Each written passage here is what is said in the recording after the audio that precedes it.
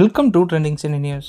எதிர்நீச்சல் 2 சீரியலுக்கு அப்புறமா அனௌன்ஸ் பண்ண சீரியல் எல்லாமே இப்போ ரிலீஸ் ஆயிடுச்சு. ஆனால் எதிர்நீச்சல் 2 சீரியல் மட்டும் இன்னும் ரிலீஸ் ஆகலை அப்படின்ட்டு நிறைய பேர் கமெண்ட்ல கேட்டிருக்கீங்க. எதிர்நீச்சல் 2 சீரியல் கன்ஃபார்மாக வரும், அதில் எந்த ஒரு மாற்றமும் இல்லை.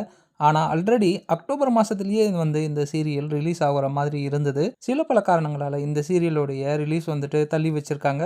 அதுவும் இல்லாமல் எதிர்நீச்சல் 2 சீரியலில் ஏதாவது சேஞ்சஸ் இருக்கா அப்படின்ட்டு கமெண்ட்ல கேட்டிருந்தீங்க. ஜனனி கேரக்டரில் நடிச்சிட்டு இருந்த மதுமிதா மட்டும்தான் இந்த எதிர்நீச்சல் 2 சீரியலில் மிஸ் ஆவாங்க.